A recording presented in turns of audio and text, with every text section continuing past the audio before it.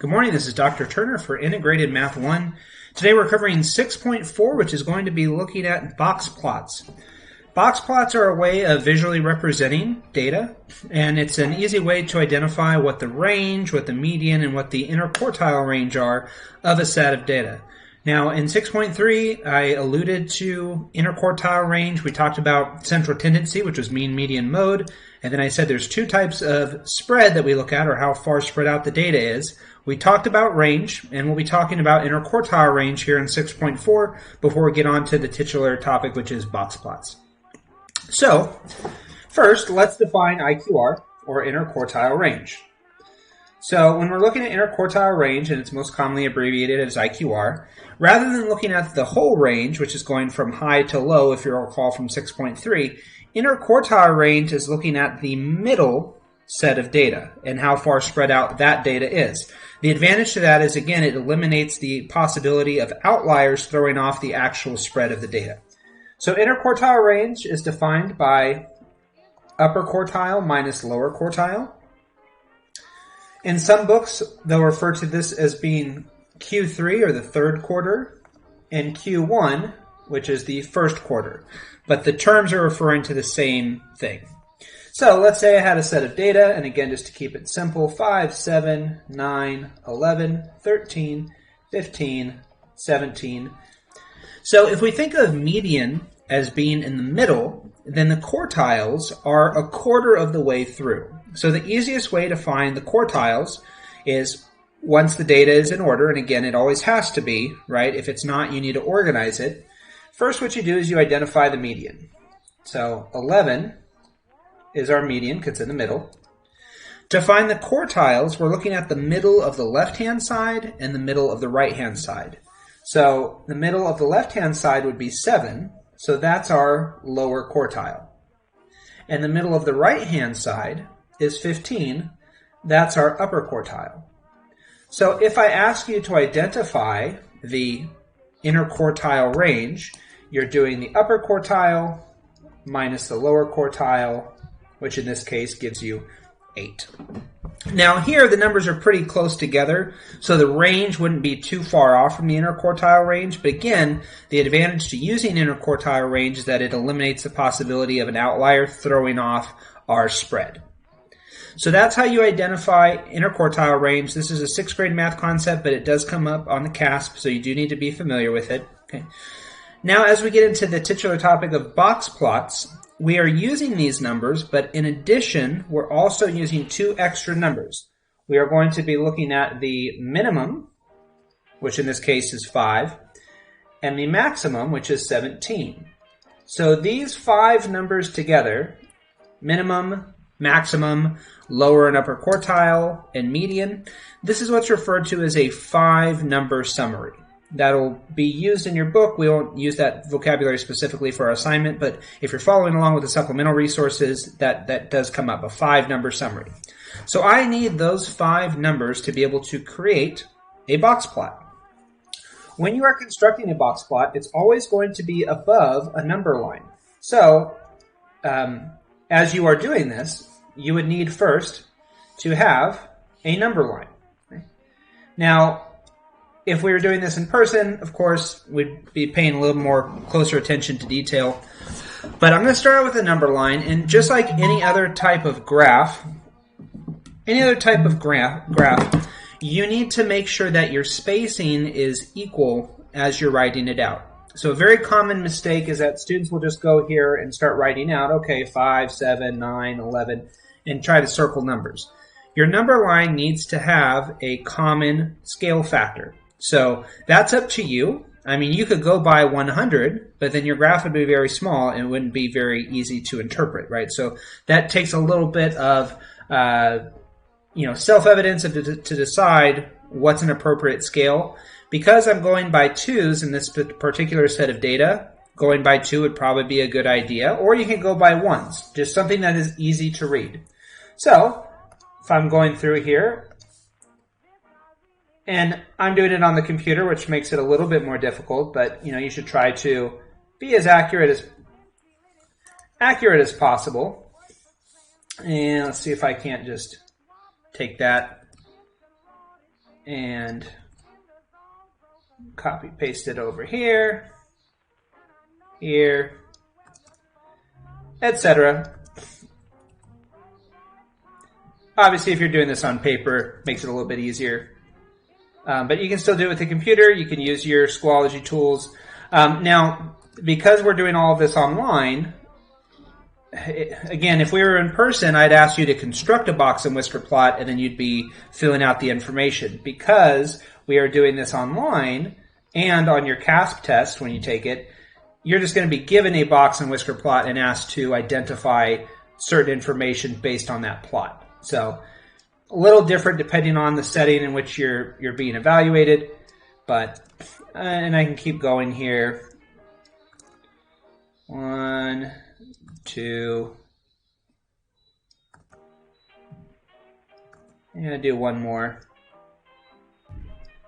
All right, that's good enough. Okay, so now I have a number line. Again, I need this to be evenly spaced. So if you want to go by ones, if you want to go by twos, you want to go by threes, but each distance should be the same each time. So let's say I decide to go by twos. Okay? And you don't have to label each one. So for instance, 2, 4, 6, 8, 10. Okay? 2, 4, 6, 8, 20. 2, 4, 6, 8, 30. You don't have to label each number line as long as the distance between them is the same. So because I have 5 lines per 10, that implies that every line on my number line is 2. Okay? Once that's set up, you are going to create your box and whisker plot. The title of this section is box plot. That's the most common reference to it, but it's also referred to as a box and whisker plot. It's referring to the same thing. So to start out, my box is constructed first of my lower and upper quartiles. So my lower quartile is 7 and my upper quartile is 15. So paying attention to scale, above my number line, I want the box to go from the lower to upper quartile. So because every line on my scale was 2, I have the lower quartile between 6 and 8, 7 in the middle, and the upper quartile between 14 and 16. 15 in the middle. So that's our box. We're also going to draw a line for the median. Median here is 11. So I'm going to draw a line. I'm going to draw a line at 11 inside my box. So that inside line is your median when you're doing your 5-number summary. The last thing we need to do is to do our whiskers.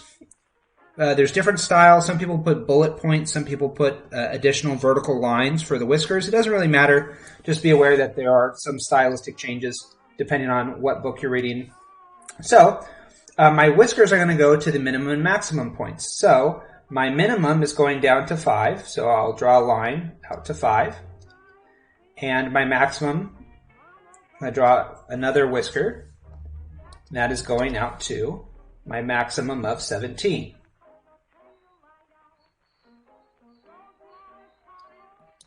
Like so. Again, at the end, some books will just do like little bullet points. And some books will do another line. But that is a box and whisker plot. It is represented by the 5-number summary, my minimum, my maximum, my lower and upper quartile, and my median. So you need to be able to construct that if we were in person. As I mentioned, when we're doing this online, what's going to happen is you are going to be given the box and whisker plot already and asked, well, what is the median? What's the lower quartile? What's the IQR?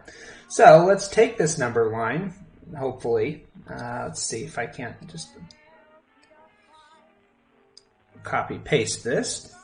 Okay. And let's move it up here. Okay, so you'll be given a number line, and then you'll be given a box and whisker plot. Let's say oops.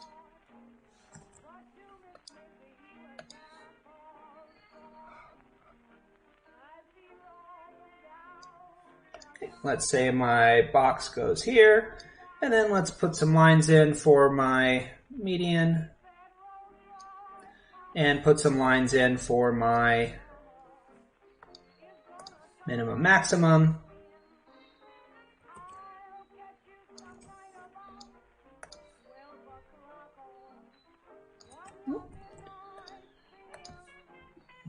one more time. There we go.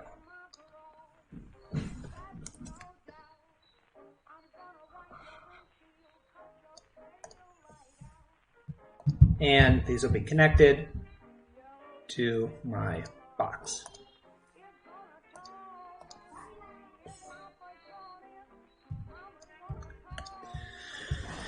So given this box and whisker plot in the second example, I could ask you to identify any of the central tendency or spread topics that we've talked about. So usually mean and mode are less common. So more commonly, you'll be asked to find either the median, one of the numbers in the 5-number summary, the range, or the interquartile range. So let's say I ask you to identify, I'll start out with the median of this data set. Looking at this data set, again, the median is that middle line inside the box.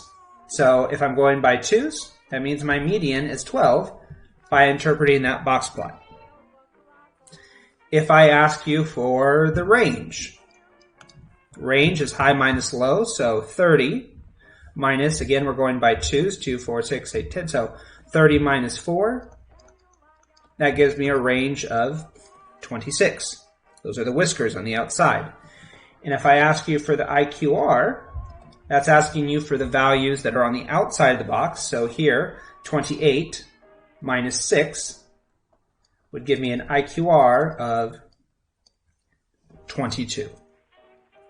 So either be asked to construct the box plot using the 5-number summary, but because we're doing it online, you're going to be given the box plot and then asked to interpret the data based on that, either the median, the range, or the IQR. We'll do one more example here since we got the space. Let's try to copy and paste that one more time, that number line. And scooch this down. Again, the scale doesn't have to go by 2s, but the scale should be the same every time. Again, a very common mistake is that students will just put 5 and then 11 and then 25 as though those are the same spatial distance. It has to be above an evenly scaled number line. That has to be there, or otherwise it doesn't work. So let's do one more. Let's say I have my box going from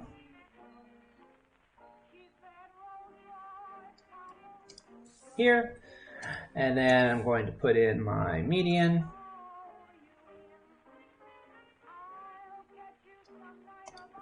And then my whiskers.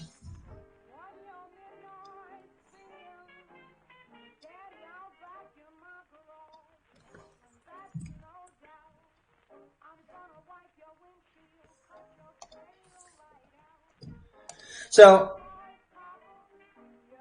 obviously on an assignment or on a test, these are all going to be computer generated. It's not someone like me just sitting here and sketching them out. So there should be a clear answer for your values. Okay? Bear with me as I'm doing these by hand. So let's say this is my box and whisker plot. So to start out, let's say if I asked you for your median, I'm going by 2s, and this median is in between these two values. So between 14 and 16, that would give me a median of 15.